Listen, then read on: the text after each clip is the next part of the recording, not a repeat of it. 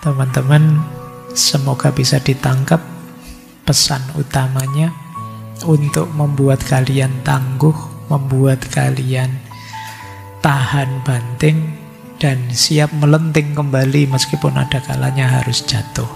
Disitulah nanti akan terbukti sejauh mana kalian sebenarnya adalah calon orang-orang hebat dalam hidup ini.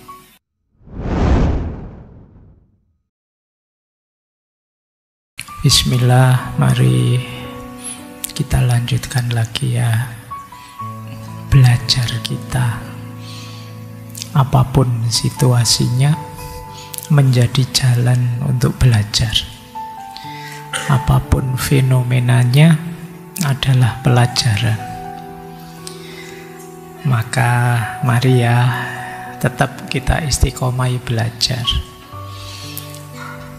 Mungkin sambil teman-teman istirahat sebentar minggu kemarin kelihatannya capek sekali semuanya. Ya, bulan ini kita tema-tema yang tidak terlalu berat sebenarnya untuk dipahami. Meskipun kelihatannya berat untuk dijalankan. Karena wawasan-wawasan yang mudah tadi memang orientasinya untuk dijalankan dalam hidup kita. Ya, baik. Bulan ini kita belajar tentang ketenangan kembali setelah sebenarnya beberapa sesi juga temanya itu. Tapi bulan ini kita tenangkan diri kembali. Jadi membangun resiliensi diri menghadapi ketidakpastian.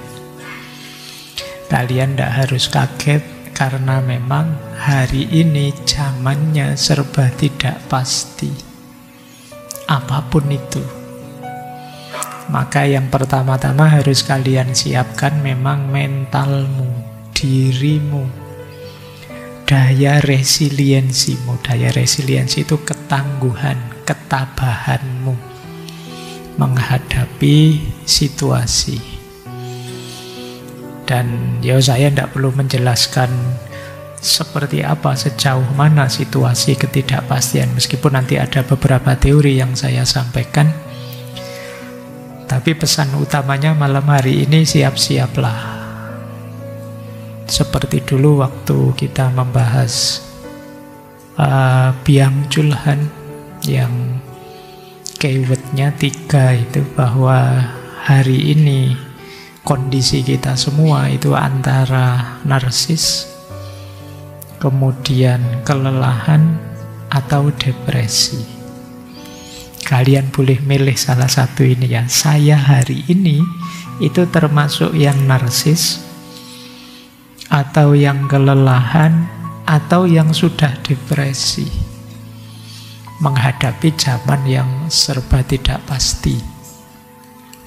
Dan ketidakpastian itu bukan sesuatu yang asing sih. Bahkan saya tadi buka Al-Quran itu ada kalimat yang konotasinya ketidakpastian. Wa ma tadri nafsun madza taksibu ghadan. Dan tidak seorang pun yang dapat mengetahui apa yang akan diusahakannya besok. Jadi kita tidak tahu loh besok itu. Bahkan bukan takdir kita. Kita melakukan apa itu kita juga tidak tahu. Kenapa? Situasi bisa berubah-ubah. Semula tenang-tenang, tiba-tiba panas. Dianggapnya mau panas, ternyata dingin-dingin saja. Itu situasi hari ini. Apa-apa serba tidak pasti. Tidak ada satu hal pun yang bisa kalian jadikan jaminan hari ini selain dirimu sendiri.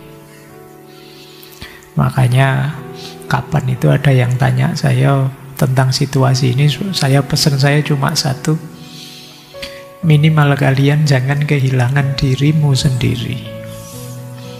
Karena apa saja mungkin hilang hari ini Kalau di kita ya tidak hanya mungkin hilang, yang kamu pegang pun bisa pada akhirnya hilang. Wong dipajeki semua sekarang.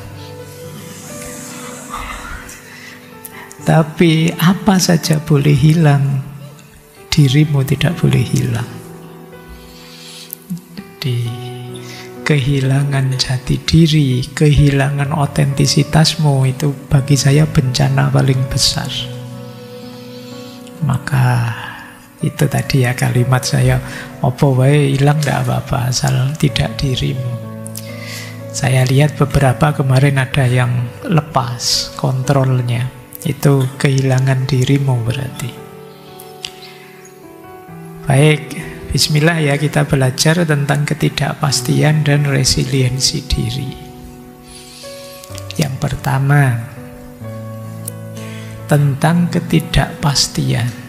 Kalau dalam beberapa analisis, di situ saya masukkan misalnya ada analisis VUCA. VUCA itu singkatan volatility, uncertainty, complexity, ambiguity. Jadi kita hari ini itu berhadapan dengan peradaban manusia yang volatil, uncertain, kompleks, dan ambigu. Volatil itu berubah-ubah. Sebenarnya yo berubah ini kan tidak mengagetkan, wong yo. Sejak zaman Yunani dulu orang sudah tahu bahwa hidup ini hakikatnya perubahan. Heraklitos. Satu-satunya yang tidak berubah adalah perubahan itu sendiri. Jadi hidup ini serba, bahkan saya yang tadi jalan dari luar masuk ke sini itu mungkin beda sudah. Saya yang di sana di luar masjid dengan saya yang di dalam masjid itu mungkin sedikit banyak juga berubah.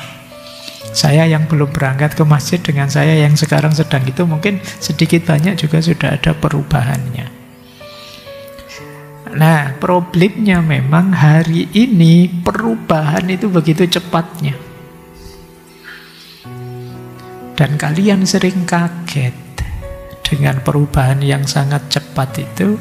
Ketika kalian kaget terus pikiranmu jadi tidak jernih, daya kritismu turun, akhirnya kamu gampang dimanipulasi. Hari ini kan hidup kita itu dari viral ke viral. Setiap viral itu kan mengagetkan. Akhirnya kita kehilangan kewaspadaan, daya kritis kita turun. Itulah kenapa orang Jawa punya semboyan, ojo gumunan, ojo kagetan. Kalian mungkin tanya, kenapa sih Pak? Kan wajar saja orang gumun, orang kaget. Iya, karena dalam situasi gumun, situasi kaget, itu pikiran kita jadi tidak jernih melihat persoalan. Jadi kita tidak tajam, wong kaget. Sama kayak orang marah. Orang marah itu kan juga tidak jernih pikirannya. Maka mari kita sadari hidup ini memang berubah-ubah, dan belakangan perubahan itu cepatnya luar biasa. Oke, ini teori VUCA itu ya. Kemudian yang kedua, selain berubah-ubah, dunia ini hari ini serba tidak pasti. Kalian boleh meramal apa saja, tapi masa depan tidak bisa digambarkan. Kalian mau bilang besok kita ada Indonesia emas, itu aja kan ragu-ragu. Iya kan? Pemas tenanan dong situasinya kayak gini kok ya. Ini kamu ragu-ragu.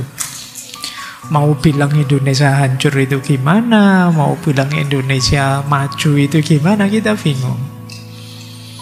Ya yang bilang pasti maju menggebu-gebu kan biasanya ya para pejabat. Tapi kan kita membaca objektifnya itu tetap merasa ragu. Meramal Indonesia 10 tahun, 20 tahun, 30 tahun ke depan seperti apa, mungkin kita tidak berani memastikan. Kenapa? Tadi loh situasi perubahannya terlalu cepat. Nah ini situasi kedua. Tapi ya tetap kalian harus siap. Makanya jangan mudah percaya dengan ramalan-ramalan.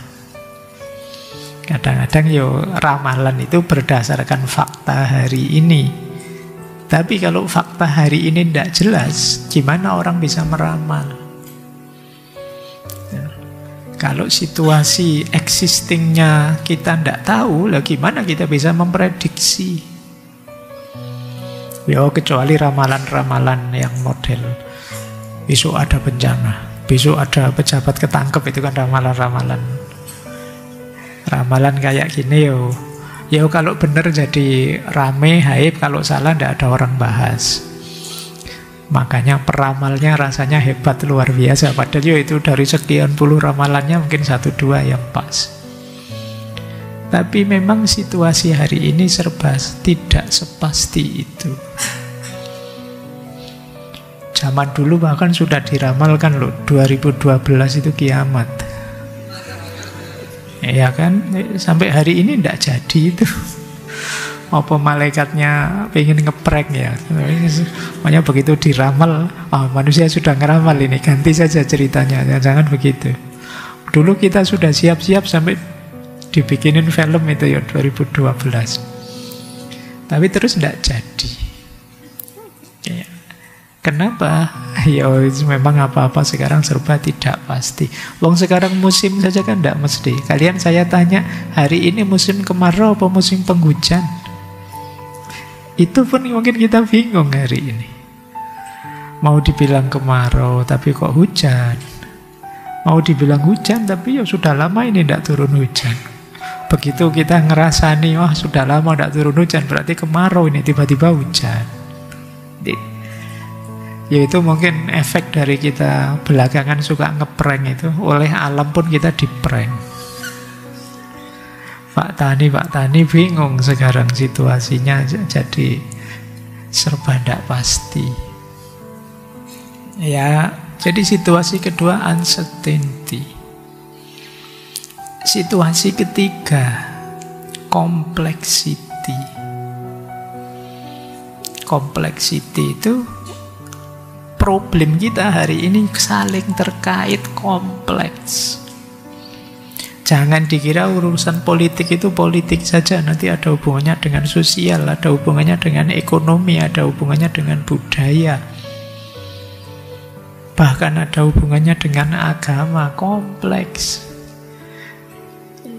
Kadang-kadang kalian nganggap ini politik, tapi bukan, itu mindset budaya yang memang selama ini begitu di sini. Kalian nganggap ini budaya, tapi sebenarnya itu sudah manipulatif, sudah politis, dan lain sebagainya. Urusannya sangat kompleks. Termasuk berhubungan dengan adat, tradisi. Itu kan belakangan kalian kemarin demo rame-rame kan, itu menyangkut banyak hal. Tidak sekedar urusan politik. Jadi betapa kompleksnya situasi hari ini. Jadi sudah berubah-ubah, tidak pasti, kompleks dan tidak jelas, ambigu. Kita hari ini bingung mana benar, mana salah. Bukan karena kurang informasi, tapi terlalu banyak informasi. Kita tidak bisa milih, mengklarifikasi ini benar, ini salah. Ya kita gampang sih bilang ke orang-orang, tabayun dong, tabayun. Kan gampang ngomong gitu. Lah emangnya simpel tabayun itu. Ada tekniknya, ada prosesnya. Dan itu yang kita hadapi hari ini. Semua orang ngomong, semua orang nge-share sesuai kecenderungannya sendiri-sendiri. Dan ini membuat segalanya jadi membingungkan. Nah ini nanti kita belajar ini mungkin minggu depan ya. Belajar tentang bagaimana kita mengelola informasi yang datang dalam diri kita. Tapi malam ini mari kita sadari peliknya situasi hari ini. Rumitnya situasi hari ini. Jadi kalau kalian tidak luas caramu berpikir dan tidak luas hatimu, kamu mesti kelelahan dan pada akhirnya depresi melihat situasi hari ini. Maka pesan besarnya malam ini sebenarnya siapkan mentalmu. Jangan dikira situasi akan membaik, problem demi problem akan datang terus, membanjir. Maka tema malam hari ini, kuatkan resiliensimu, tingkatkan daya tahanmu. Baik, ini juga dulu pernah kita bahas, saya kasih screenshot sebentar itu. Dulu kita bahas ini di Ziauddin Sardar, post normal era. Hari ini itu sudah melampaui normal. Jadi situasinya sudah tidak normal lagi, sudah post normal. Cirinya 3C. Kalau di Sardar kemarin ya sama dengan penjelasan tadi secara umum sih. Yang pertama complexity, yang kedua chaos, yang ketiga kontradiksi. Ini Ziauddin Sardar. Complexity itu seperti tadi loh. Dunia di sekeliling kita itu sistem yang saling terkait, saling bergantung. Menyelesaikan urusan A itu tidak bisa hanya dari satu dimensinya, karena dia pasti multidimensi.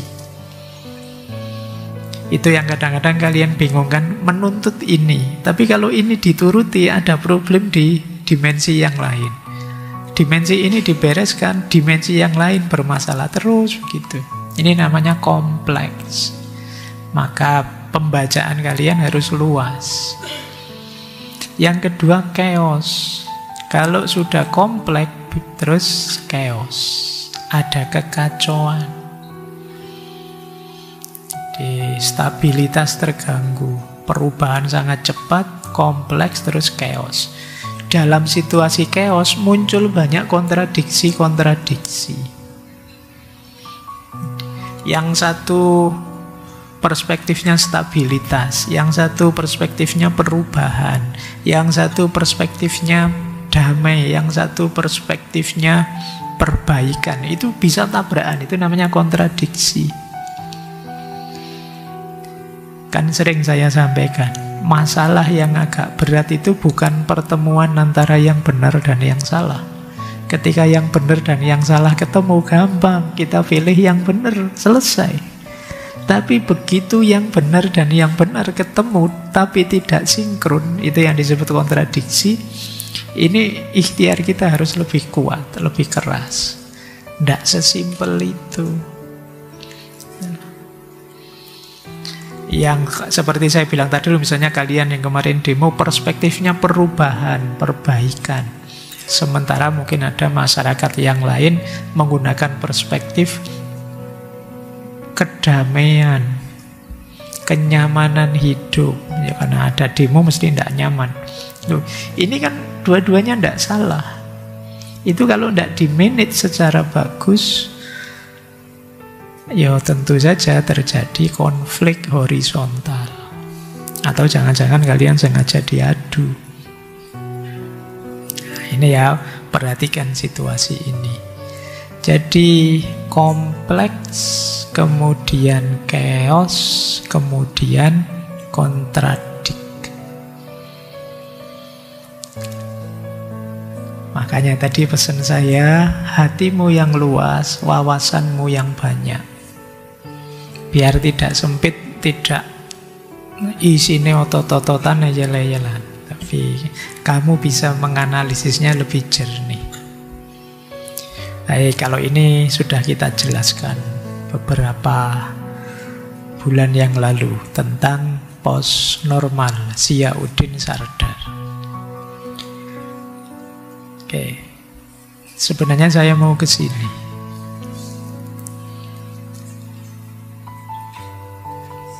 Menurut saya, akar dari banyak masalah kita hari ini terdapat pada situasi itu yang saya tuliskan itu. Belief system sebagian besar kita itu eksklusif. Sosial system kita fanatik. Cultural system kita feodalistik.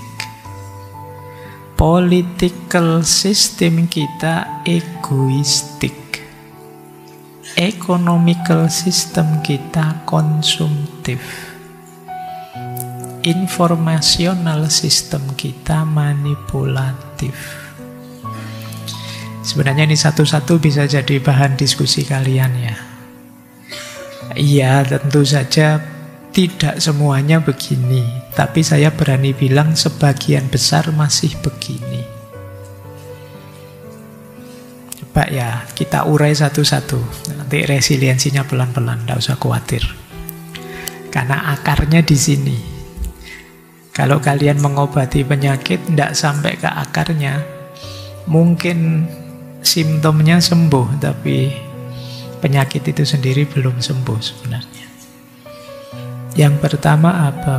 Belief system.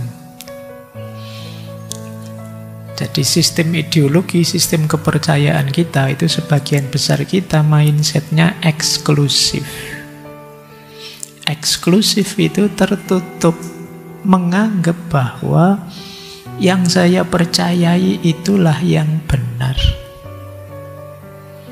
Yang lain salah semua. Ini yang disebut eksklusif. Orang seperti ini tentu saja dia tidak mempan dikritik. Kalau agama terus jadi dogmatis, kaku. Merasa dirinya yang paling benar, tidak bisa diajak diskusi. Ini sering jadi masalah. Belief system yang eksklusif, tertutup. Bukan berarti kalian tidak boleh meyakini kebenaran tertentu, kepercayaan tertentu. Yakini saja kebenaran yang kamu yakini, tapi jangan tertutup. Tertutup itu menganggap yang selain saya pasti salah semua, satu-satunya yang benar hanya aku. Nah, ini mungkin kalau di logika sering ada istilah klaim kebenaran. Jadi yang benar pasti aku. Tertutup sama sekali. Cirinya biasanya tidak bisa diajak dialog, kalau dikritik ngamuk. Ayo. Ya memang sih saya tahu dikritik itu tidak enak. Kalian sendiri postinganmu dikritik orang mencak-mencak mesti kan? Tidak enak dikritik itu. Tapi kalau kalian anti kritik, gimana kalian bisa berkembang jadi lebih baik? Nah, belief system kita itu banyak yang eksklusif. Yang kedua, sosial sistemnya, modenya mode fanatik. Kelompokku, aliranku, organisasiku, apalagi partaiku. Itu sosial system. Fanatik itu right or wrong harus saya dukung terus. Ini namanya fanatik. Apapun itu jenisnya. Kalian kan mungkin ya ikut organisasi macam-macam lah, saya tahu mahasiswa. Itu ya memang dikondisikan untuk fanatik sering-sering.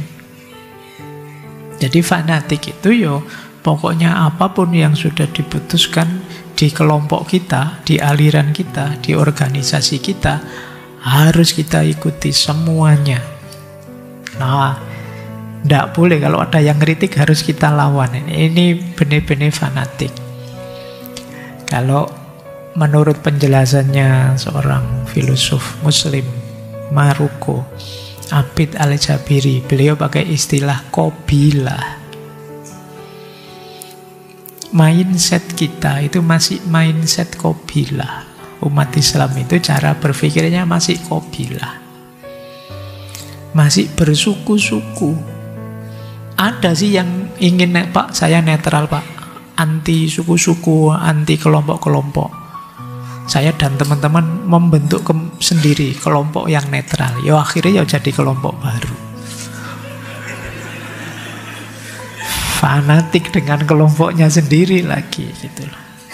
Problemnya bukan kalian ngeblok atau non-blok. Problemnya mbok kalian itu jangan sefanatik itu. Kan itu saja sih. Tidak harus kalian bikin organisasi baru. Mari kita sadari, ini sama seperti di belief system tadi. Kita itu manusia biasa. Orang-orang di kelompok kita, organisasi kita juga manusia. Bisa salah, bisa keliru. Tidak luar biasa kalau khilaf. Wong manusia mahalul khoto' wan nisyan. Mbok biasa saja. Kalau salah ya diakui salah, diperbaiki. Kalau ternyata yang ngeritik yang salah ya dijawab. Kan begitu saja. Kalau ternyata jawabannya tidak memuaskan, ya mbok monggo kemudian ya sudah. Yang penting sudah kita jelaskan. Benernya seperti apa, bahwa dia ngotot ya sudah. Kan gitu saja. Biar tidak tadi loh, kan tadi ada yang ketiga itu terus jatuhnya kontradiksi mengarah ke konflik. Nabi Muhammad kan wanti-wanti bener itu, jangan ta'assub, asobiyah. Asobiyah itu sebenarnya perekat sosial. Tapi kalau berlebihan jadi fanatik, justru akan membuat fragmentasi sosial di kelompok-kelompok kecilnya masing-masing. Nah, nanti diingat-ingat ya sampai teman-teman besar, wajar saja kalian ikut organisasi ini, organisasi itu, bahkan ikut partai, tapi tetaplah menjadi manusia yang sadar, yang tidak fanatik. Kalau salah ya dibilang salah, kalau benar ya dinyatakan benar. Baik, ini sistem sosial kita. Jadi akhirnya kalau di kita itu kan kalau ada orang ngomong, mau ndak mau harus kita cek. Ini kelompok mana ya? Ini organisasi apa ya yang ngomong? Dia ada di kubu mana ya? Kan selalu begitu.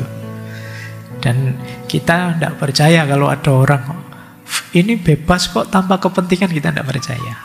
Kenapa? Biasanya tetap orang ini fanatik pada yang dia tempeli, identitas sosialnya. Baik, ini mulai, paling tidak kalian mulai ya, latihan lebih modern, lebih rasional dalam berorganisasi sosial. Yang ketiga, cultural system.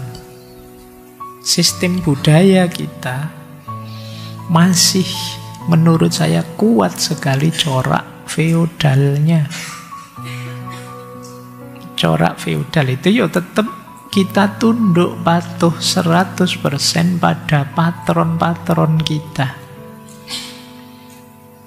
Ini tadi corak feodalistik itu kan ya kayak kita patuh zaman dulu, patuh pada bangsawan-bangsawan, kita posisikan lebih tinggi mereka. Mereka punya banyak kekhususan, keistimewaan, privilege dalam hidup, dan bagi kita itu wajar saja begitu.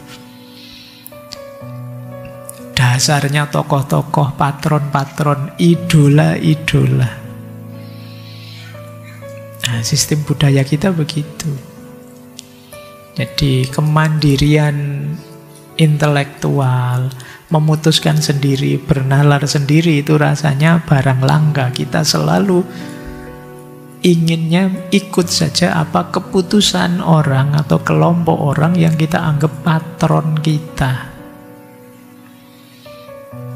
Di berbagai strata, berbagai level. Bisa di partai-partai, bahkan bisa di kampus-kampus. Ketika kalian tidak kritis, patuh 100%, pokoknya apa kata dosennya oke lah, dan lain sebagainya. Ini mental-mental feodal. Jadi mental feodal itu tidak harus kemudian hanya disalahkan kelompok bangsawannya, tapi mentalmu juga begitu. Kalau ada penindasan itu, yang bermasalah tidak hanya yang menindas yang jahat, tapi yang ditindas kok mau saja. Itu juga masalah. Mentalmu mental layak jajah, sehingga orang tergoda untuk menjajahmu. Ini gaya feudalistik ini. Pikiranmu tidak hidup. Kalau disuruh bebas mikir sendiri, kamu malah tanya, enaknya gimana ya Pak? Itu ya sudah. Akhirnya disetir kalian. Ini bagi saya akar-akar feudal ini masih kuat di kita. Ya, yuk akarnya sampai di sini. Makanya kan kadang kamu heran, kok ada orang semembela itu ya? Pak, yang menurutmu ini jelas salah orang ini, tapi masih ada yang karena kelompoknya, karena grupnya dan mentalitasnya feodal. Jadi sosialnya fanatik, budayanya feodal. Itu kombinasi yang klop sudah.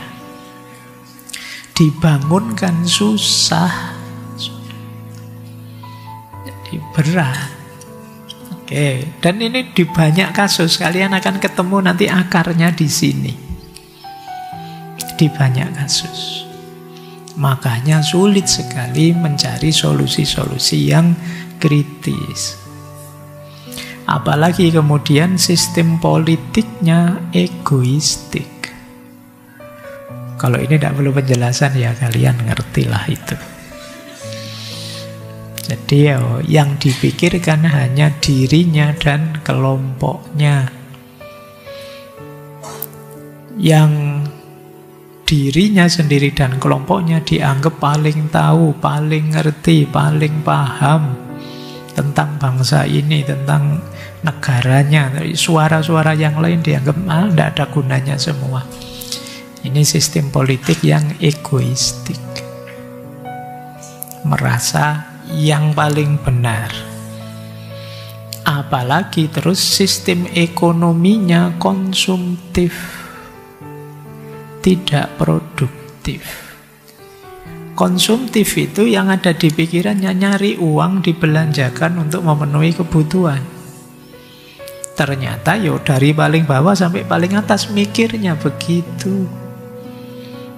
Itu kenapa pemerintah cara paling gampang meningkatkan income pajak, kan cuma itu.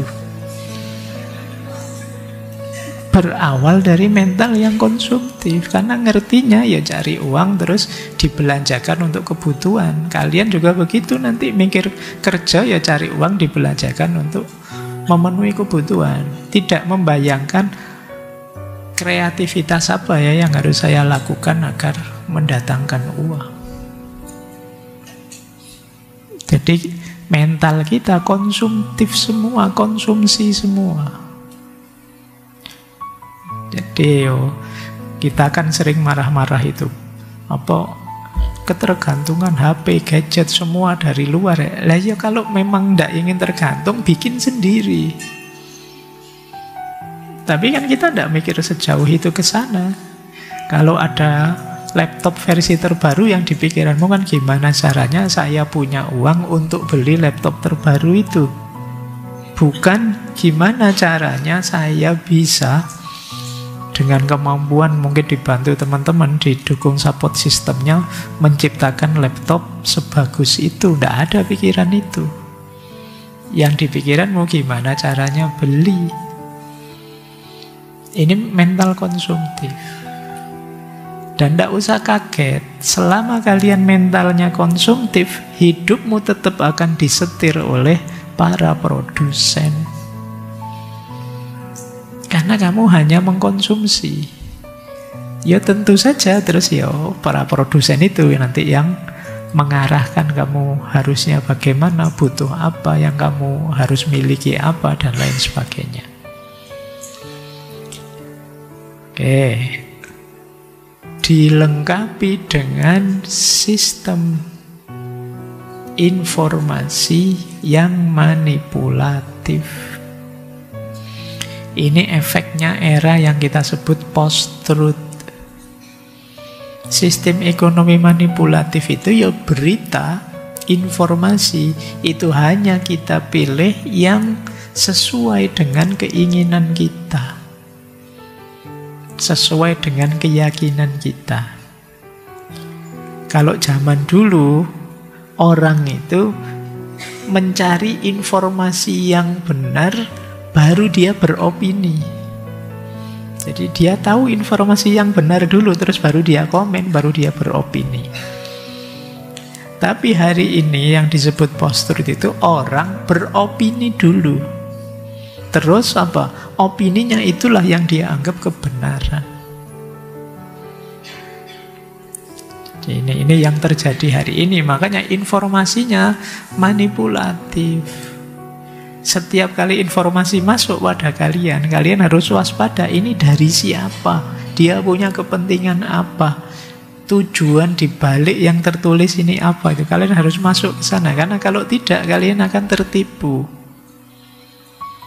Ini yang dimaksud sistem informasi yang manipulatif.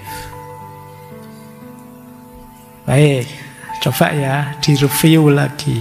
Ini menurut saya akar dari banyak masalah kita belakangan ini.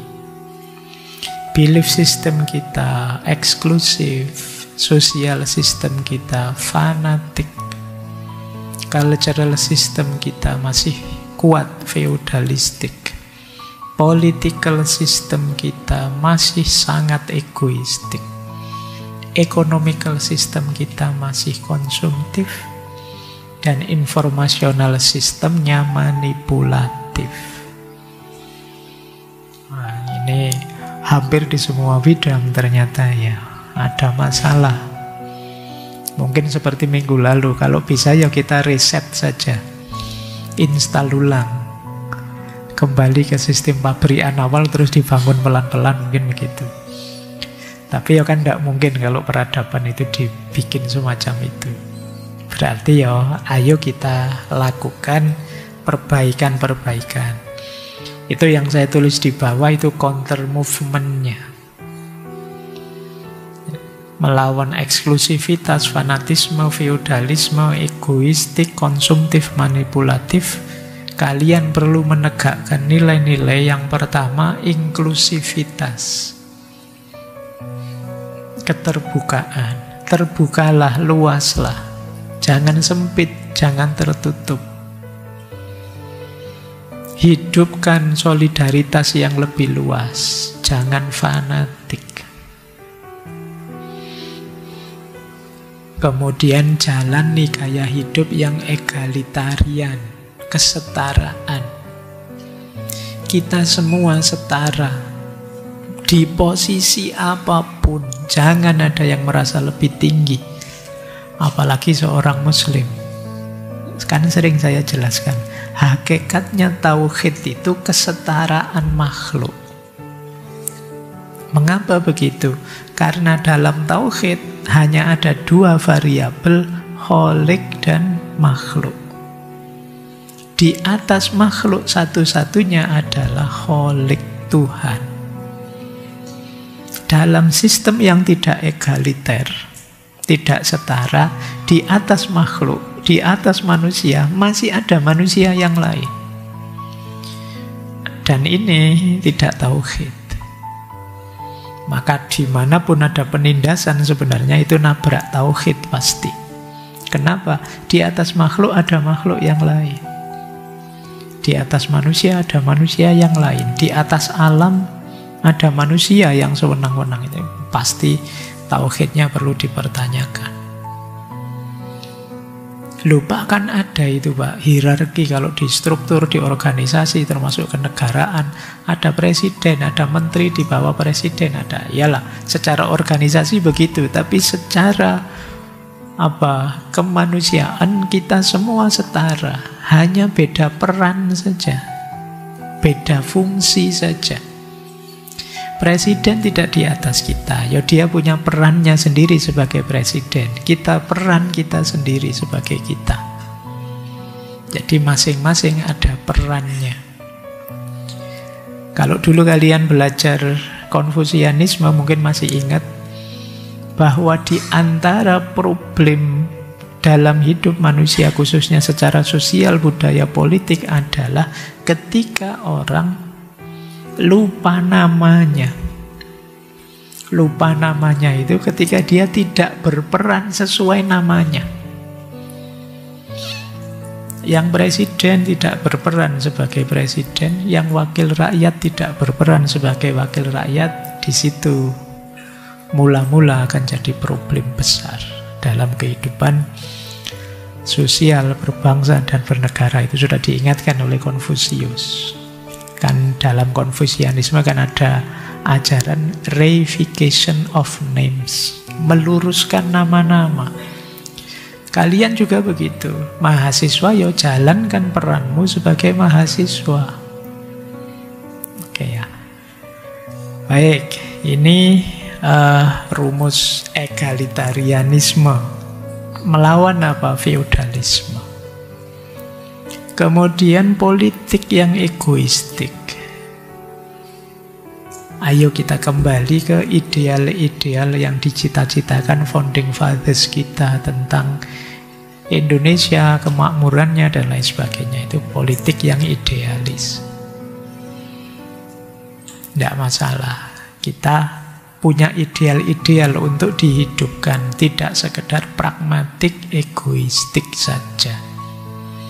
Apalagi mikirnya hanya untuk pemilu saja, 5 tahun ke depan saja, itu kurang ideal. Lebih ideal lagi untuk bangsa dan negara ini. Kemudian ekonomi kreatif, bukan ekonomi yang konsumtif, dan literasi kritis, bukan informasi yang manipulatif. Baik, ini ya nanti kalau kalian jadi pejabat, diingat-ingat penyakit ini. Loh kan kalian semua ini nanti pejabat di masa depan. Jangan lupa. Nanti jangan-jangan kalau jadi pejabat ternyata kalian sama saja. Akeh tunggale ya. Oke, yuk kita mulai tema kita. Tidak apa-apa temanya hanya setengah. Yang penting kalian dapat wawasan tentang ketidakpastian dan situasi konkret yang kalian hadapi. Sekarang kita ke resiliensi. Jadi resiliensi itu kemampuan seseorang untuk bangkit, bertahan, menyesuaikan diri secara positif ketika ada tekanan, kesulitan, atau perubahan tidak menentu. Jadi kan tadi zaman itu betapa chaosnya, betapa tidak terduganya, betapa tidak pastinya. Kita memerlukan resiliensi, ketangguhan, ketahanan. Ada yang menyebut resiliensi itu daya lenting, daya fight back. Seperti pegas. Kalian ngerti pegas ya, per. Per itu kalau ditekan keras, dia baliknya akan keras. Mungkin kalian, saya tidak tahu, masa kecilmu ngerti tidak mainan yang kalau ditaruh mungkin di bawahnya ada besinya itu. Kalau kamu miringkan ke sini, dia tetap akan balik ke sana. Tidak bisa dijatuhkan. Mungkin dulu waktu kamu kecil kamu pakai latihan tinju itu, kamu seneng karena dia setiap kali ditinju dia balik lagi, dia balik lagi. Daya pegas, daya lenting. Itu resiliensi namanya.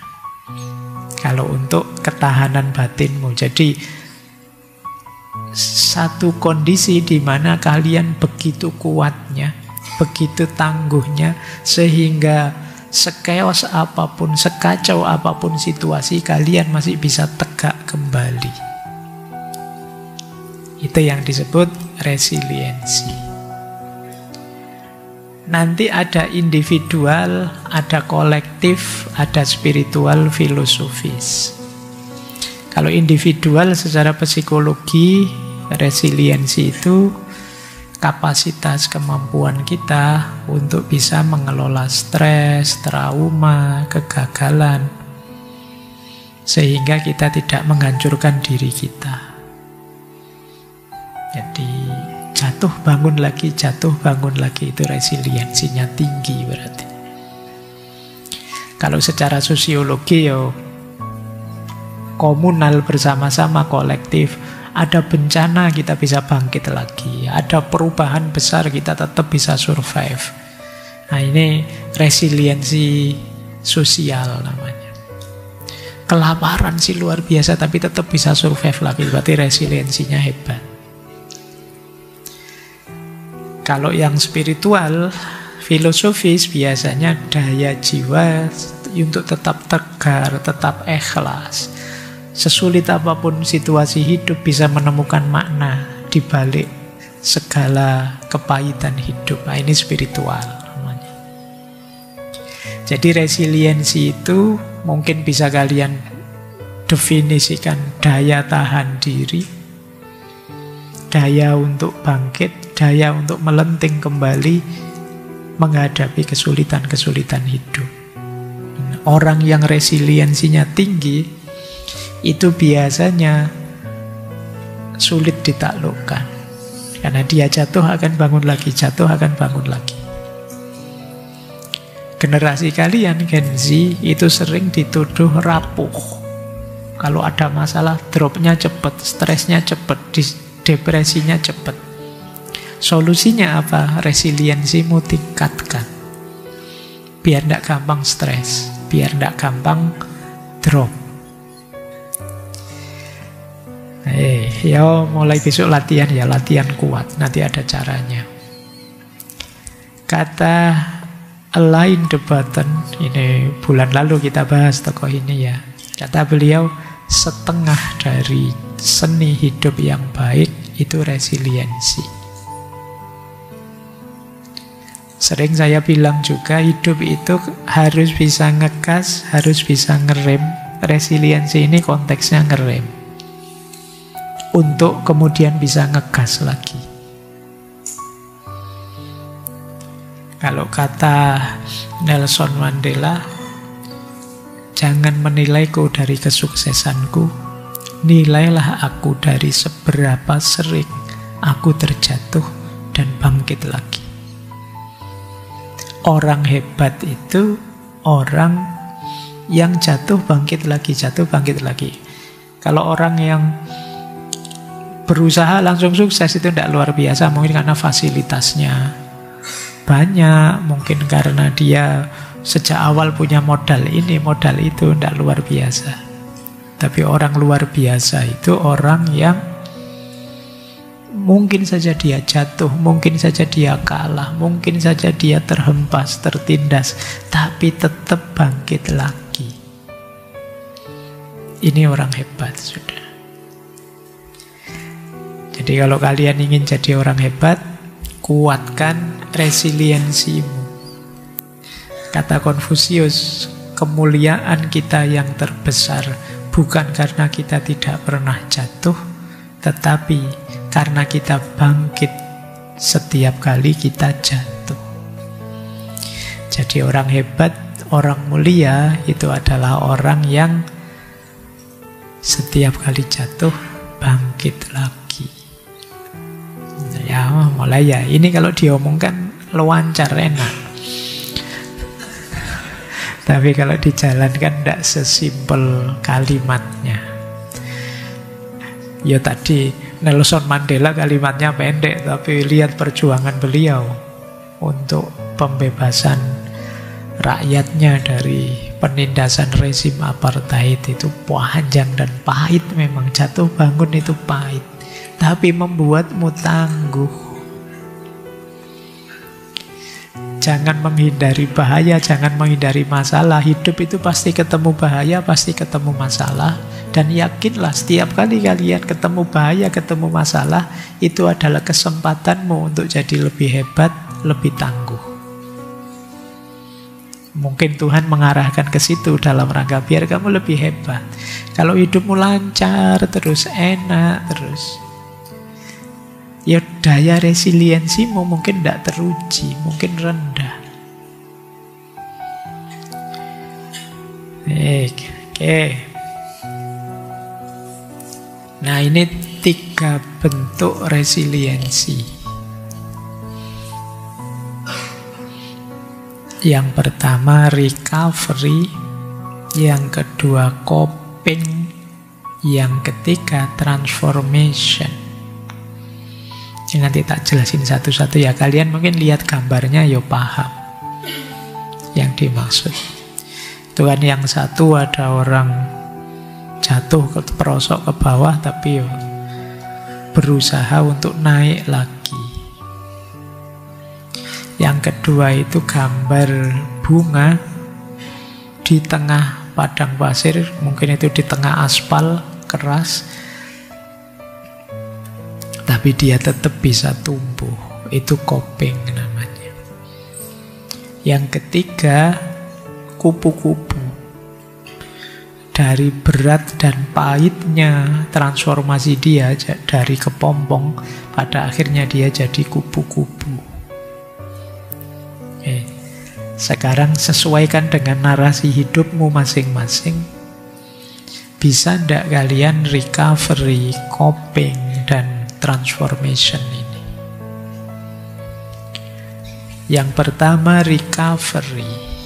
Recovery itu bouncing back, memantul kembali. Recovery itu kembali ke titik awal lagi. Semula kita terperosok, nah pada akhirnya kembali lagi ke posisi sebelum terperosok. Itu namanya recovery. Jadi proses kembali setelah mengalami kesulitan, krisis, atau trauma. Kayak kalian awalnya sehat, terus sakit, terus mati-matian berobat, akhirnya sembuh. Sembuh itu kan kembali ke fase sebelum kalian sakit. Mengembalikan keadaan seperti sebelum masalah datang. Setelah gagal ujian, IP-mu 3 sih, tapi terus semester ini nilaimu jelek semua. Akhirnya jatuhlah jadi 2 atau jadi 1, apa berapa. Nah, terus semester depan kamu mati-matian berjuang, mengulang juga. Terus akhirnya ya masuk track lagi, 3 lagi IP-mu. Itu namanya kalian bouncing back.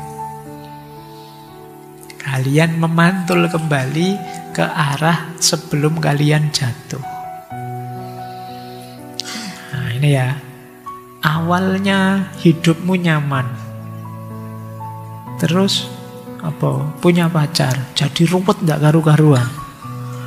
Terus putus, kamu depresi. Terus kamu berusaha bangkit lagi, kembali ke situasi awal seperti kamu belum punya pacar dulu. Hidupmu nyaman lagi. Terus ini namanya bouncing back. Setelah ada masalah, kamu balik lagi. Banyak orang yang setelah ada masalah jatuh, sudah tidak bangun-bangun lagi, sudah depresi, stres berkepanjangan. Dia tidak mampu memantul kembali. Bayangkan ya nanti kalau kalian yang ada masalah, bayangkan dirimu sedang memantul. Atau bayangkan dirimu seperti gambar itu, kalian sedang mendaki lubangmu untuk sampai ke kondisi awal lagi. Ini kalau disambungkan seperti tema minggu lalu lah, bagaimana kita mereset hidup kita kembali. Ini yang disebut bouncing back. Yang kedua, coping. Coping ini bouncing with, memantul bersama. Kalau ini ada yang bilang lebih hebat daripada yang pertama. Coping ini biasanya problem yang sangat berat. Kita tidak bisa kembali ke kondisi sebelumnya. Sudah terlanjur ketemu masalah seperti ini. Nah, coping ini kita bisa bertahan, beradaptasi dalam situasi sulit. Tidak sekedar kembali ke kondisi semula, tapi kita hidup berdampingan dengan tantangan dan tetap tumbuh dalam keterbatasan kita.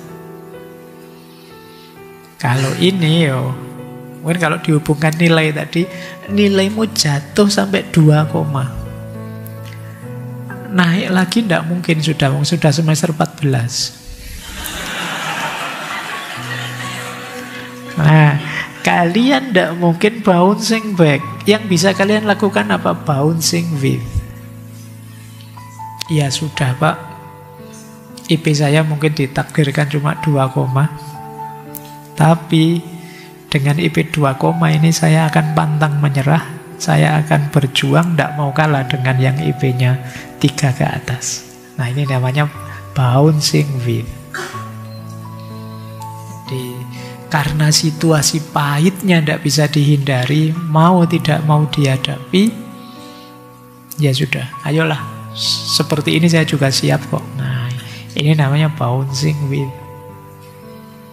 Mungkin ada kalian yang sakit misalnya, kan ada sakit tertentu yang tidak mungkin bisa 100% sembuh kalau kita tidak bisa mengontrol diri kita.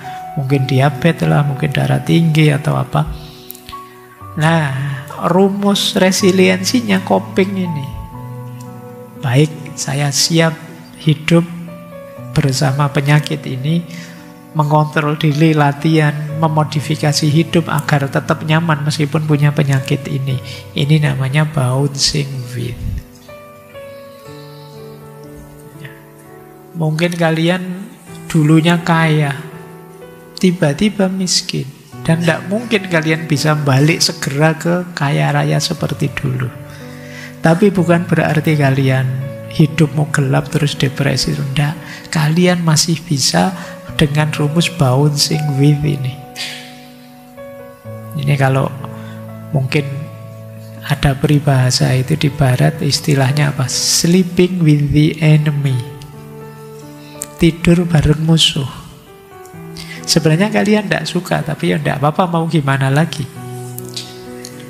Jadi kalau kalian mikir hidupmu di dunia ini dengan segala ancaman gempa bumi, kiamat, dan macam-macam, itu kan ada yang bilang secara ekologis kita itu sleeping with the enemy. Tapi dengan kemampuan resiliensi ini, meskipun tidurnya bareng musuh, tetap kita bisa enak tidur, ya ngorok, ya seneng, tidak ada masalah. Ini namanya bouncing with.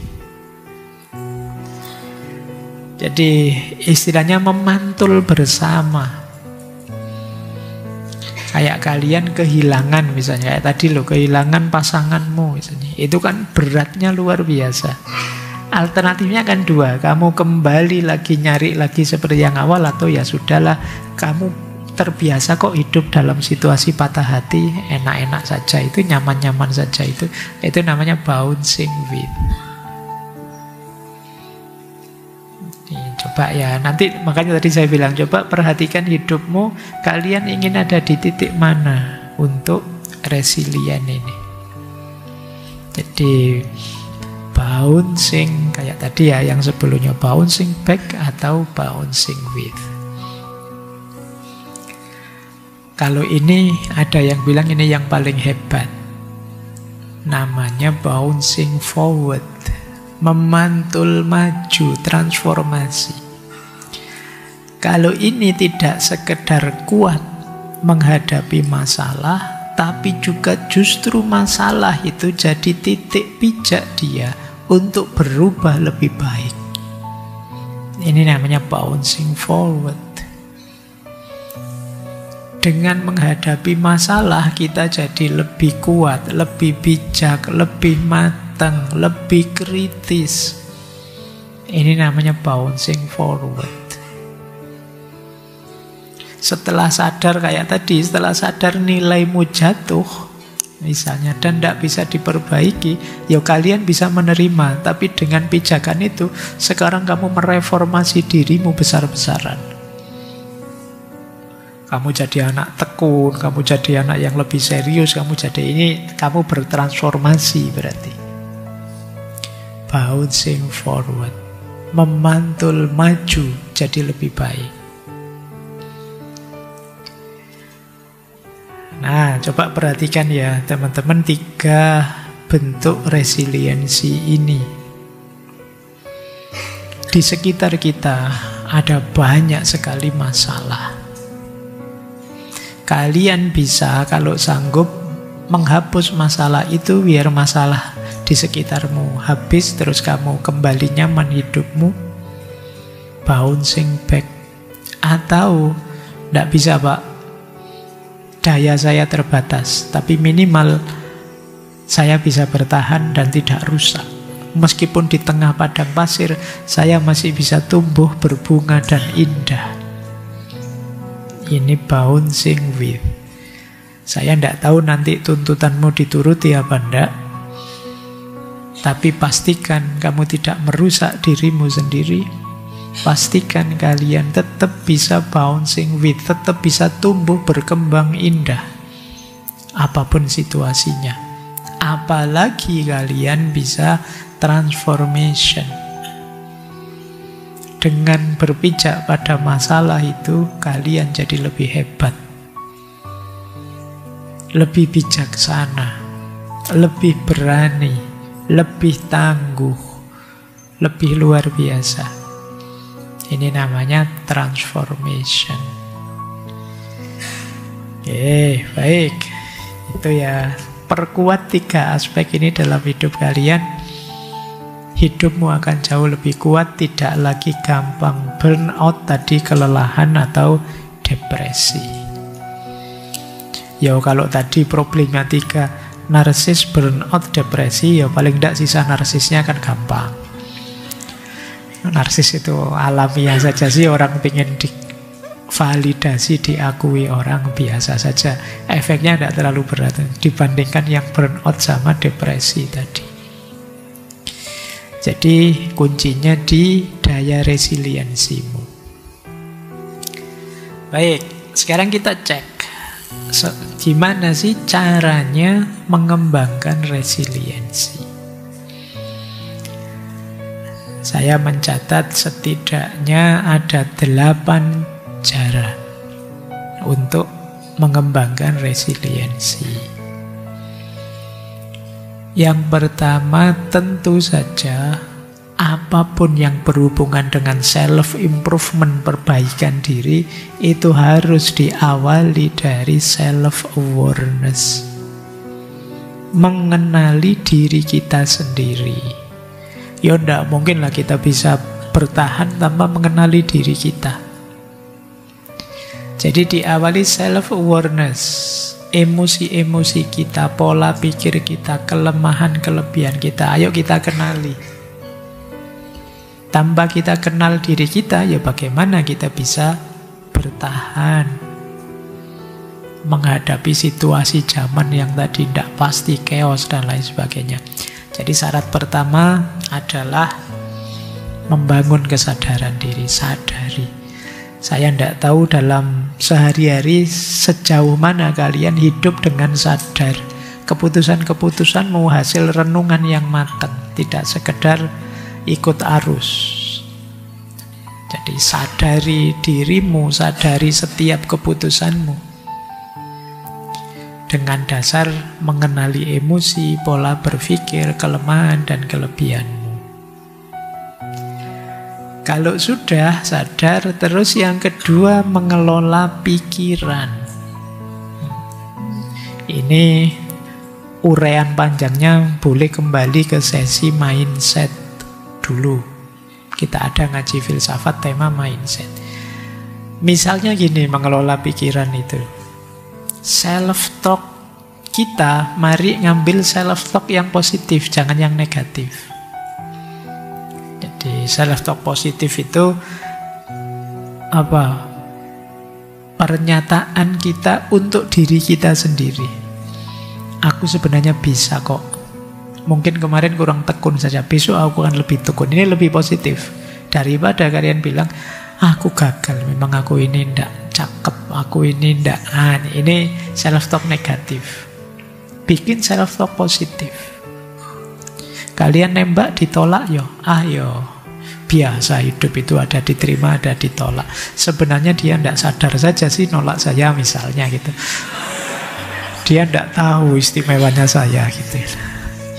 Istimewanya saya itu ditolak tapi tetap wah gitu. Kayak pokoknya kamu ngomong dengan dirimu yang positif saja. Seandainya ada kelemahan, bahasakan itu sebagai tantangan. Bukan kelemahan yang menjatuhkan kita. Terus reframe itu ya kita ngasih frame baru. Kita berhadapan dengan masalah itu kita melihatnya bukan wah ini menjatuhkan ini, enggak. Kita membacanya, ini peluang untuk saya tumbuh. Ini peluang untuk nambah pengalaman. Ini peluang untuk latihan berani. Ini peluang. Ini reframing namanya. Jadi ini berhubungan dengan mengelola pikiran. Kemudian latihan menerima hal-hal yang di luar kendali dan mengubah hal-hal yang bisa kita ubah. Ini sama ya, di Stoik juga ada banyak pandangan itu. Jadi ini kunci kedua. Pikiran kita nanti jadi sumbernya ketenangan hidup.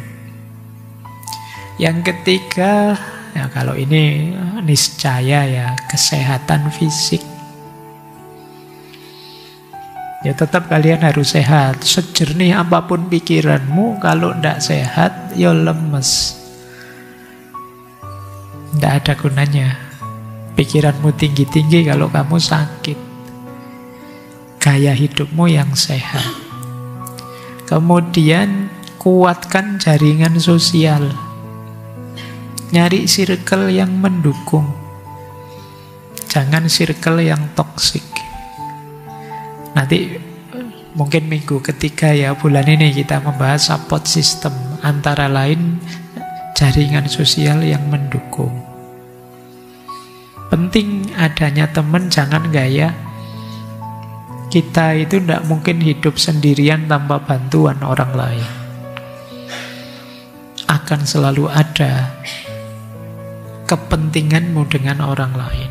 Bahkan misalnya kajian kayak gini tuh, kamu, Pak, saya datang sendirian kok, Pak, duduk sendirian, tidak butuh lain. Bayangkan kalau lingkunganmu tidak support, misalnya beberapa ada yang seneng sandal-sandal yang bagus terus sandalmu hilang, itu kan tidak bisa, kamu tidak ada hubungan dengan yang akan selalu ada hubunganmu dengan orang lain. Seintrovert apapun dirimu, emangnya kamu tidak pakai baju? Bajumu itu apa ya? Kamu nanam kapas sendiri, kamu memintal sendiri, bikin kain sendiri kan? Ya tidak. Kemudian ngaji saat ini, kamu butuh takmir yang nyiapin kopi, yang nyiapin tempatnya. Tidak bisa kita sendirian. Support system penting. Maka membangun resiliensi juga perlu jaringan sosial yang mendukung. Kemudian tentu saja spiritualitas bisa menguatkan resiliensi. Sabar, tawakal itu menguatkan sudah. Kemudian belajar dari kegagalan. Setiap kali gagal, coba kalian tanya, aku bisa belajar apa dari sini? Apa yang harus saya tingkatkan biar tidak gagal lagi? Jadi kamu malah upgrade setelah gagal. Setiap kali jatuh, jadi modalmu untuk lebih kuat, lebih kokoh. Membangun resiliensi juga, kalian harus berlatih untuk fleksibel dan adaptif. Zaman berubah-ubah, situasi naik turun di luar kontrolmu. Mungkin kamu tidak bisa mengubah situasi, tapi kalian bisa mengontrol, mengendalikan dirimu. Mungkin caramu beraktivitas, caramu bekerja, dan lain sebagainya sesuaikan dengan kondisi. Jadi orang yang fleksibel, tidak kaku. Nah, kalau kalian tidak kaku, itu lebih mudah menyikapi perubahan-perubahan situasi. Kemudian mendukung resiliensi juga adalah punyalah harapan tapi yang realistis. Ya, punyalah cita-cita, tidak masalah, tapi juga jangan berlebihan. Jadi gantungkan cita-citamu setinggi mungkin. Gantungkan cita-citamu setinggi-tingginya, tapi yang mungkin. Yang tidak mungkin jangan ditarget. Kenapa? Sumbernya stresmu, sumbernya depresimu, mimpimu terlalu besar. Nah, ini menguatkan resiliensi. Pada akhirnya nanti saya pakai begini. Jadi itu indikator cara melatih resiliensi ya.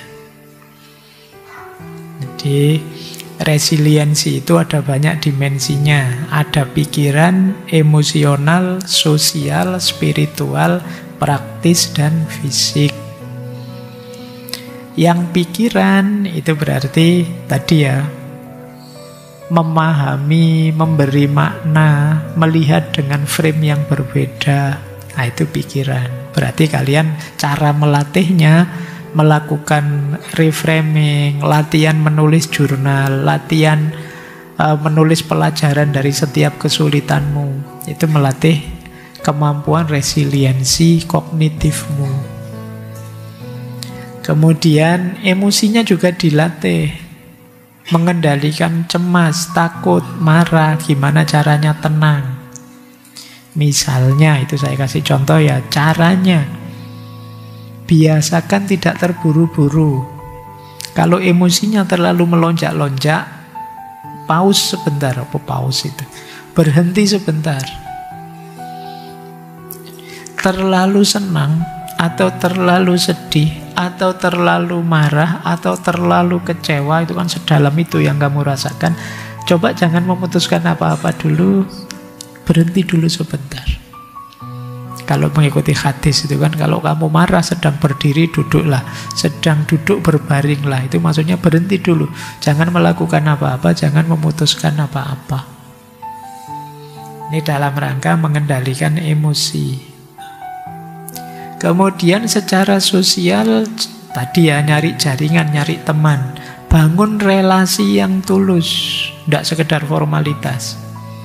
Cari komunitas yang memungkinkan kalian belajar empatik. Bukan komunitas yang hanya nyari seneng-seneng saja, kemampuan sosial skillmu tidak meningkat. Secara spiritual juga begitu ya. Secara spiritual, perbanyak ibadah, zikir, kemudian banyak baca-baca buku filsafat misalnya. Itu kan meningkatkan spiritualitasmu. Paling tidak kan kamu tidak mikir macam-macam. Yang dipikir maca buku tidak paham-paham. Itu kalau tidak jadi marah, tidak jadi kecewa, kamu sumpek baca buku filsafat, Pak, tidak paham-paham saya, Pak. Itu paling tidak teralihkan sebentar. Nah, ini spiritual. Ya kan, resiliensimu akan lebih kuat kalau kamu sadar tujuan. Nah, tujuan itu bisa diambil dari filosofi hidupmu atau makna-makna spiritual. Kemudian dari aspek praksis atau tindakan kalian untuk bisa lebih kuat, boleh kok kalian meningkatkan kualitas dirimu. Misalnya kamu latihan digital apa, nambah kemampuan bahasa apa, itu pasti membuatmu lebih tangguh. Semakin kamu nambah skill, semakin kamu hebat, kuat. Kemudian biasakan, ini mendukung resiliensi. Kalian punya target apapun, rencananya jangan hanya satu. Ini plan A, ini plan B, ini plan C. Plan A gagal ya plan B. Plan B gagal ya plan C. A, B, C gagal semua, ganti rencana. Loh, jadi caranya begitu. Jadi, karena planmu hanya satu, ya ketika gagal selesai. Nah, itu ya. Oke, dan fisik tentu saja kesehatan. Jadi penting. Terus, ini penghalang-penghalang resiliensi. Kalian yang dengan mental dan mindset seperti ini, kamu tidak akan jadi lebih tangguh. Resiliensi tadi kan ketangguhan. Saya tidak tahu, mungkin kalian pernah mengucapkan kalimat ini. Misalnya kalian bilang, padahal itu jelas-jelas kamu yang gagal, tapi kamu bilang, itu bukan salahku, aku ini hanya korban. Dosennya saja yang tidak fair, tidak adil, teman saya saja yang usil sehingga saya tidak lulus. Kamu selalu nyari kambing hitam, menyalahkan yang lain, ya kamu tidak jadi kuat. karena kamu lari dari masalahmu. Jadi, ya kalau memang kalian yang variabel gagalnya, bilang iya, saya yang gagal. Nah, tapi besok akan saya perbaiki kurangnya apa. Atau yang kedua, kalian merasa, wah ini sudah rusak total, tidak mungkin bisa diperbaiki, Pak, sudahlah. Nah, ini juga pasti kalian tidak akan dapat apa-apa dari kegagalan. Kalian merasa gagal, jatuh sejatuh-jatuhnya, tidak mungkin bangkit lagi. Apalagi terus kalian bilang, tidak ada gunanya saya berusaha, Pak, sudah, saya ini memang mungkin levelnya cuma segini. Selesai, kalian tidak akan jadi lebih kuat. Atau kalian protes, mengapa harus aku yang gagal? Apa salahku? Apa dosaku? Tiap hari bikin puisi ya. Ya sudah, kamu tidak jadi resilient, kamu tidak jadi tangguh, tidak jadi kuat. Kamu tidak percaya dengan kenyataan hidupmu. Seharusnya tidak terjadi. Ya, itu sama saja, meratap, lari. Dan yang paling sering mungkin kita yang terakhir itu takdir, Pak, sudah. Kalau sudah takdir itu kamu sudah macet, sudah di situ. Ada apa-apa takdir. Oke ya, coba diingat-ingat kalian, semoga tidak ada cara berpikir begini. Karena kalau cara berpikirmu ada di sini, tidak jadi kuat kalian, tidak jadi resilient. Intinya kalian lari dari masalahmu, tidak mengakui kegagalanmu. Ya sudah, pelajaran dari kegagalan tidak kalian dapat, padahal kenyataannya ya memang kamu gagal. Yuk dilanjutkan, kita filsafatan sebentar. Karena ngaji filsafat nanti dianggap motivator saya kalau ngomong itu terus ya. Ayo filsafatan ya, kita lihat perspektif-perspektif tentang resiliensi dari tradisi filsafat. Saya perbanyak dari kelompok filosof eksistensial. Sebenarnya saya ingin masuk juga ke stoik dan lain sebagainya, tapi ya sudah terlalu sering kita bicara stoikisme. Nah, kita belajar ya dari para filosof eksistensialis. Yang pertama, Søren Kierkegaard. Dia bilang, hidup ini memang tentu saja diliputi kecemasan, angst, dan paradok. Berarti apa? Resilient itu kita tetap memilih hidup yang otentik meskipun cemas, meskipun paradok, meskipun tidak jelas. Itu kata Kierkegaard. Bahkan nanti dia ada konsep leap of faith, lompatan menuju keimanan. Nah, ini khas orang beriman. Beliau ini kan eksistensialismenya teistik, percaya pada Tuhan. Jadi kecemasan kita, kekhawatiran eksistensial kita justru nanti bouncing back tadi, titik balik untuk kita jadi diri kita sendiri, untuk kita jadi otentik. Ini Kierkegaard. Kemudian yang kedua ada lagi Nietzsche. Kalau menurut Nietzsche, ya bagi Nietzsche hidup ini memang penderitaan sih, tapi penderitaan itu hakikatnya gemblengan untuk kita, membuat kita lebih otentik jadi diri kita sendiri. Kan tadi lo jatuh bangun kita jadi Superman, luar biasa. Nietzsche ada istilah amor fati. Amor fati itu ya makna letternya mencintai nasibmu, mencintai takdirmu. Jadi ini menarik ya, kalau selama ini kan kita hanya sampai ke level menerima takdirmu. Kalau di Nietzsche malah kita diminta mencintai takdirmu. orang yang mencintai takdirnya, dia bisa mengiyakan hidupnya. Mengiyakan hidup itu kalau di Nietzsche ya istilahnya ya sachen. Ya sachen itu mengiyakan hidup. Kita tidak pernah berpikir tentang ini, mengiyakan hidup. Buktinya apa? Kita sering sekali mengeluh.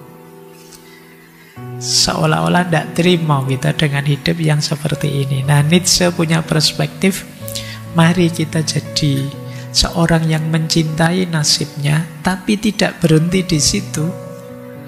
Setelah itu, kita kembangkan diri kita bangkit dari kegagalan, kemudian menjadi diri kita sendiri, menciptakan hidup yang jauh lebih kuat.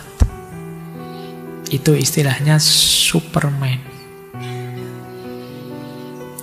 Nietzsche. Ada lagi Sartre. Terkenal sekali dia bilang, manusia itu bebas, tapi kebebasan itu kutukan.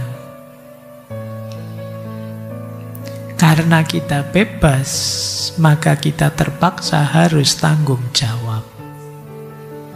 Ini kayak kutukan. Kalau kita dibikin paket jadi kayak binatang-binatang, kayak apa, itu kan kita tidak diminta tanggung jawab. Tapi karena kita bebas, kita ketemu tanggung jawab. Kucing itu kalau ada minuman diserondol, itu kan kamu tidak terus nuntut kucingnya ke pengadilan, apa-apa kan, tidak, ya kucing biasa dia. Tapi kalau adikmu apa siapa yang nyerondol, wah itu kamu marah-marah kamu itu ini.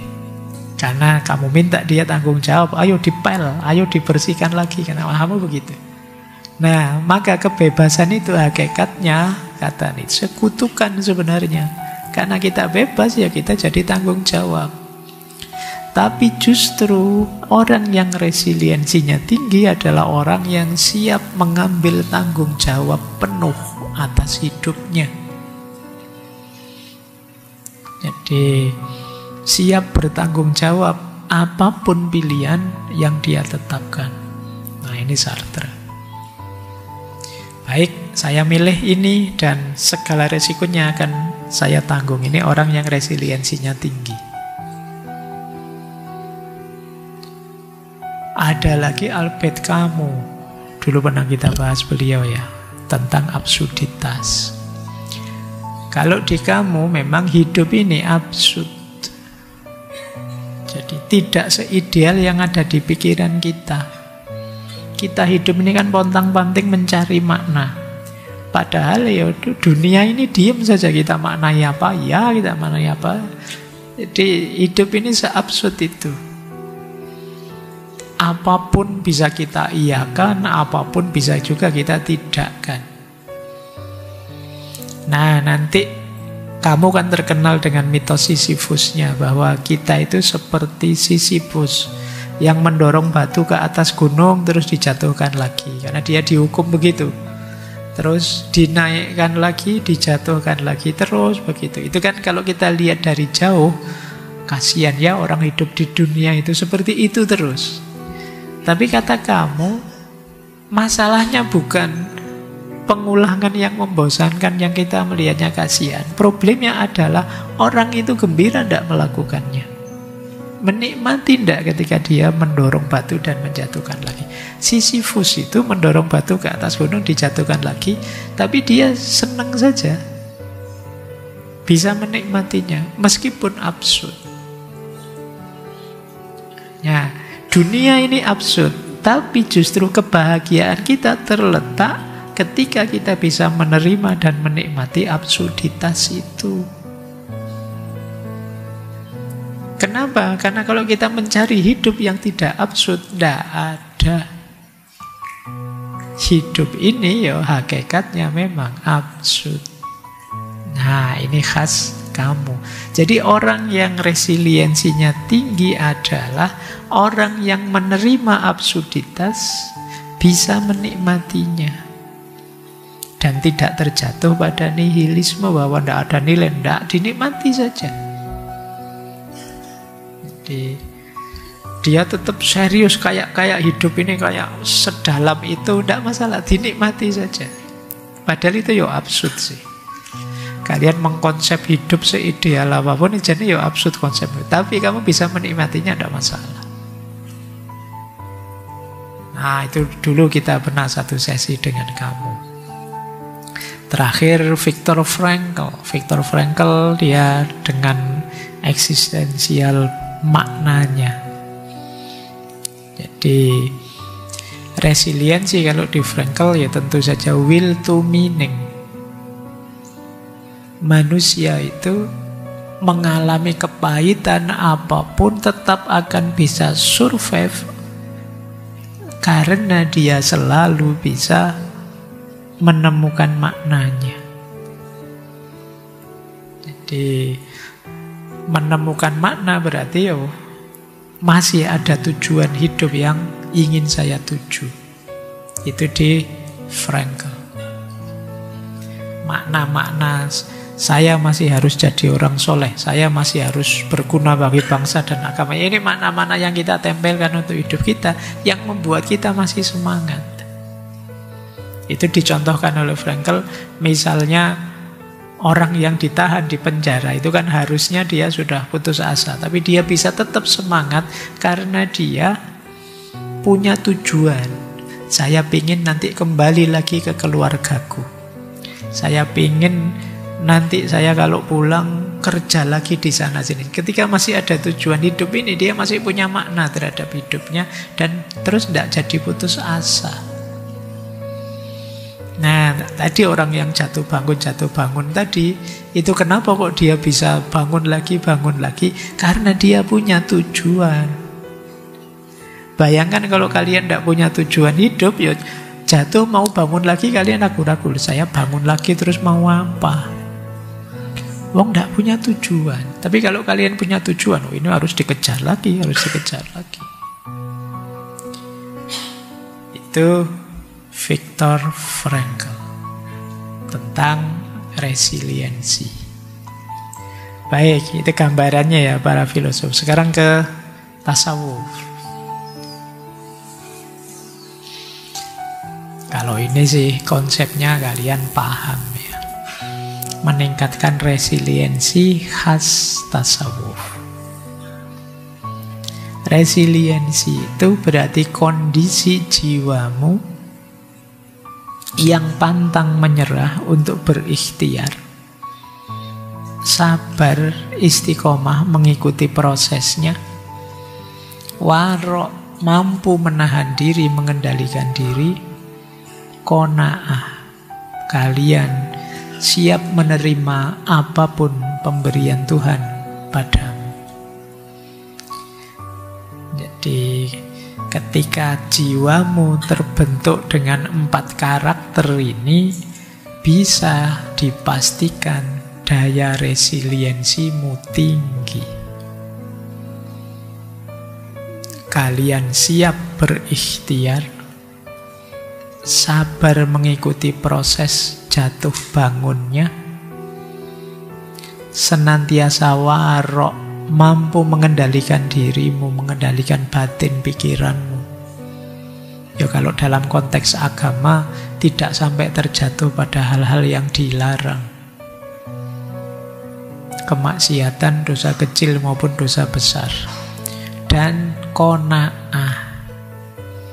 Qanaah itu jiwamu yang ridho dengan apapun jatah pemberiannya Allah.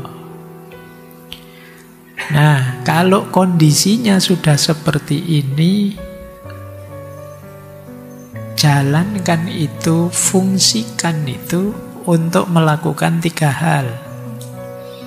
Kalau dalam tasawuf ya. Yang pertama, kita fungsikan untuk tawajud. Yang kedua untuk tajarrud. Dan yang ketiga untuk tazkiyatun nafas. Tawajud itu menemukan yang maha wujud, sampai pada yang maha wujud, sampai pada Allah. Jadi daya resiliensi kita itu adalah jembatan untuk kita lebih dekat dengan Allah. Itu tawajud. Jatuh bangun lagi, jatuh bangun lagi. Motifnya apa? Biar lebih dekat dengan Allah. Ini dulu kita pernah belajar patah hati menurut Sufisme. Itu bagaimana setiap kali luka itu hakikatnya apa? Terbukanya diri terhadap cahayanya Allah. Kita itu lebih sering ingat Allah ketika jatuh dibandingkan ketika tegak. Diakui saja. Kalau pas ada masalah kan kamu terus tiba-tiba jadi orang soleh dadakan. Ada puasa Senin Kemis, sholat tahajud kan jadi begitu. Bayangkan kalau tidak ada masalah. Jadi kadang-kadang masalah itu mengantarkanmu pada Allah. Itu yang disebut tawajud. Yang kedua tajarrud. Tajarrud itu masalah itu menyadarkanmu untuk tajrid, melepaskan diri dari hal-hal duniawi. Tidak lagi melekat terhadap yang duniawi. Itu namanya tajarrud. Jadi kalau kemarin kamu serakah, kamu ambisius, kamu begitu gagal, kamu sadar ternyata seilusi itu dunia. Nah, terus kamu mulai bisa pelan-pelan melepaskan keterikatanmu. Itu fungsi tajarrud. Dan pada akhirnya bisa tazkiyah. Bersih dirimu. Kalau sudah tajarrud, tawajud, tentu saja bersih sudah. Jiwamu yang bersih. Jadi resiliensi secara spiritual bisa mengantarkanmu pada Tuhan, membebaskanmu dari keterikatan duniawi dan membersihkan jiwamu. Itulah kenapa resiliensi penting. Kalau di surat Al-Hadid ditegaskan likaila taksau ala ma fatakum wala tafrohu bima atakum, supaya engkau tidak bersedih hati terhadap apa yang luput dari kamu dan tidak terlalu gembira terhadap apa yang diberikan padamu. Biasa saja, jangan terlalu berlebihan. Nah, ini berarti orang yang kuat, daya resiliensinya tinggi. Wallahu la yuhibbu kulla mukhtalin fakhur. Dan Allah tidak mencintai setiap orang yang sombong lagi membanggakan dirinya. Ada satu peribahasa menarik dalam bahasa Arab ya. La tahzan ala ma fataka fa inna ma fataka lam yakun liyusibaka. Jangan bersedih atas apa yang luput darimu, karena apa yang luput darimu memang bukan ditakdirkan untukmu. Ini boleh dibikin spanduk bagi yang patah hati. Nah, ya. Yalah, dalam hidup ini kita pasti mengalami kehilangan, tapi jangan sesedih itu. Karena apapun yang hadir dan pergi dalam hidup kita sudah dijatah oleh Allah. Jadi jangan sedih kalau ada yang lepas, ada yang luput. Karena tidak mungkin lepas kalau itu jatah kita, dan tidak mungkin akan menetap di kita kalau itu bukan jatah kita. Maka fa inna ma fataka lam yakun liyusibaka. Sesungguhnya apa yang menimpamu adalah tidak, apa yang luput darimu berarti bukan sesuatu yang ditakdirkan untukmu. Ini lagi-lagi menguatkan kita ya, resiliensi. Ada kalimat menarik dalam Bhagavad Gita. Ini nasihatnya Sri Krishna pada Arjuna. Kalimatnya, hanya pada pelaksanaan engkau mempunyai hak dan tidak sama sekali pada hasilnya. Janganlah hasil dari pekerjaan itu menjadi alasanmu. Dan jangan juga engkau membiarkan dirimu tidak melaksanakan pekerjaan. Ini kan Arjuna sedang ragu-ragu ini. Masa saya serang? Masa saya jatuhkan? Masa saya bunuh ini saudara-saudara saya semua di depan saya? Tapi kan terus Krishna mengingatkan, sudahlah. Kalau itu memang tugasmu, jalankan saja. Tidak usah terlalu panjang, terlalu overthinking, mikir hasilnya apa, efeknya apa. Jadi, karena apa? Karena menjalankan kewajiban itu hak kita, tapi hasilnya bukan hak kita. Jadi, hasilnya haknya Tuhan. Jadi, jangan hanya karena memprediksi hasil terus kita tidak melakukan pekerjaan kita. Jangan juga engkau biarkan dirimu tidak melaksanakan pekerjaanmu. Ini dalil yang terakhir ini untuk kita, semoga jangan males. Kalau bukan kita yang menjalankan kewajiban kita, terus siapa? Kalian mahasiswa, kalau bukan kalian yang belajar, terus siapa?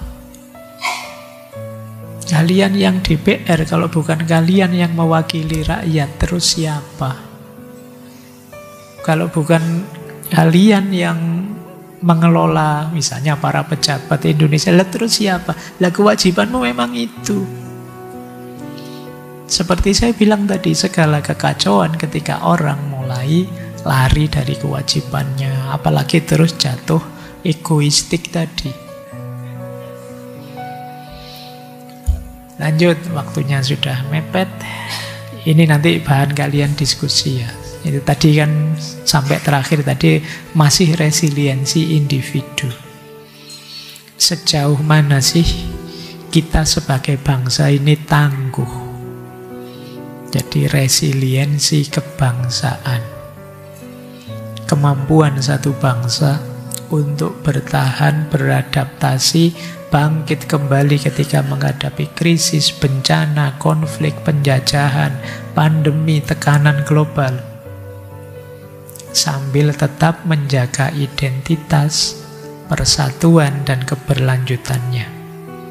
Tidak sekedar survive, tapi juga recover dan transformation. Tidak sekedar bouncing back dan bouncing with, tapi juga bisa bouncing forward. Kalau bisa begitu, bangsa ini luar biasa. Tapi unsur-unsurnya setidaknya ada 6. Nanti kalian nilai sendiri ya, kita kuat di mana. Kalau 6-6-nya kuat, kemungkinan resiliensi kita kuat. Ketangguhan kita sebagai bangsa luar biasa. Yang pertama, identitas dan nilai bersama. Secara konsep kita punya banyak. Pancasila, Bhinneka Tunggal Ika, gotong royong, dan lain sebagainya secara konsepnya. Tapi apakah nilai bersama ini hidup? Coba kalian teliti ya. Pancasila misalnya, benar tidak sih kita ini sudah Pancasila sekali jalan hidup kita? Coba kalian teliti nanti. Kalau iya, paling tidak kita sudah kuat di identitas dan nilai bersama. Yang kedua, kohesi sosial. Tambah kompak satu bangsa, tambah dia kuat, resiliensinya tambah tinggi. Tapi tambah terpecah-pecah dia, terfragmentasi dia, yang masing-masing fragmen fanatik semua, dengan kelompoknya masing-masing, partainya masing-masing. Semakin kita sulit untuk membentuk kohesi sosial yang kuat. Kalau kohesi sosial tidak kuat, ya resiliensi bangsa ini melemah. Yang ketiga, kepemimpinan dan institusi yang kuat. Ini kalian saja yang bahas ya, bukan saya.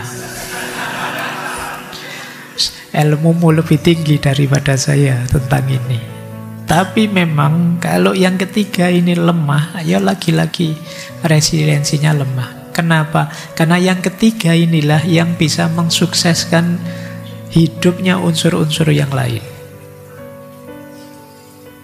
Jadi dia nomor 3, tapi 1, 2, 4, 5, 6 itu kuncinya ada di yang ketiga ini. Kalau yang ketiganya ngaco, ya yang lain akan kacau. Yang keempat, ketahanan ekonomi dan kemandirian. Ini tidak perlu saya jelaskan. Tentu saja kemandirian ekonomi akan jadi kunci kekuatan bangsa.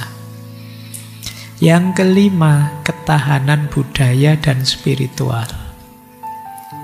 Tidak mudah terpengaruh, tidak mudah terombang-ambing, sadar budaya dan hidup budaya itu termasuk spiritualitasnya. Yang terakhir, kemampuan beradaptasi dan bertransformasi. Jadi kemampuan untuk mengikuti perkembangan zaman dan berubah jadi lebih baik. Ini juga jadi kunci resiliensi satu bangsa. Nah, ini teorinya. Nanti isinya apa kalian ya yang coba kalian ulas satu-satu, sejauh mana kita kuat di identitas dan nilai, di kohesi sosial, kepemimpinan dan institusi, ketahanan ekonomi dan kemandirian, ketahanan budaya dan spiritual, termasuk kemampuan beradaptasi dan bertransformasi. PR ya buat kalian. Yo paling tidak jadi bahan orasimu. Ya ben orasine rotok mutu sithik ngono ya. Baik, sudah mau waktunya. Ada kalimat menarik Viktor Frankl tadi. Kata beliau, segala hal boleh diambil dari seorang pria kecuali satu hal, yang itu kebebasan terakhirnya sebagai manusia, yaitu untuk mempertahankan sikapnya dalam situasi apapun. Ini yang tadi saya sebut di awal ya. Apa saja boleh dirampas dari dirimu, tapi tidak dirimu sendiri. Jangan kalian gadekan dirimu, jangan kalian ubah dirimu apalagi ke level yang lebih jelek. Kamu negokan otentisitasmu. Berarti kamu sedang melepaskan hal terakhir yang paling esensial dalam dirimu, yaitu kebebasan. Jadilah dirimu sendiri sesuai sikapmu selama ini, kebaikanmu selama ini, dan jangan mau dipengaruhi untuk jadi lebih jelek, lebih negatif, lebih rusak dan lain sebagainya. Bertahanlah sebagai dirimu, karena kadang-kadang pengaruh bisa dari mana-mana, bahkan bisa dari circlemu sendiri untuk mengubah dirimu sehingga tidak otentik lagi, yang pada akhirnya engkau akan merasa asing dengan dirimu sendiri. Loh, aku kok bisa begitu ya? Aku kok bisa senakal itu ternyata? Aku bisa sejahat itu ternyata? Aku bisa serusak itu ternyata? Jadi berarti kamu sedang melepaskan hal paling penting, yaitu menjadi dirimu sendiri. Ini dalam konteks apapun ya, dalam konteks apapun kalian perhatikan ini. Terakhir, Mary Ann Ratmaserfusius, penulis seniman. Keberanian tidak selalu menggelegar. Terkadang keberanian adalah suara lembut di penghujung hari yang berkata, aku akan mencoba lagi besok. Ini menggambarkan resiliensi yang tinggi ya. Hari ini gagal tidak masalah, besok aku ulang lagi. Hari ini jatuh tidak masalah, besok aku kembali lagi. Dan tidak perlu woro-woro, tidak perlu menggelegar, tidak perlu harus cerita kemana-mana, posting selfie kemana-mana. Ya karena kalau kamu dadak posting selfie kemana-mana, besok saya mau bangkit lagi, mau. Kalau tidak bangkit malu. Sudah terlanjur woro-woro, terus tidak situ. Akan aku taklukkan dunia besok. Wis muni ngono terus tidak lulus lagi. Nah itu kan izin. Jadi ya tidak harus menggelegar, tidak harus rame, tapi diam-diam tegaskan, aku akan kembali. Dan itu mungkin lebih terasa dalam dirimu. Baik, saya kira itu ya teman-teman. Semoga bisa ditangkap pesan utamanya untuk membuat kalian tangguh, membuat kalian tahan banting dan siap melenting kembali meskipun ada kalanya harus jatuh. Disitulah nanti akan terbukti sejauh mana kalian sebenarnya adalah calon orang-orang hebat dalam hidup ini.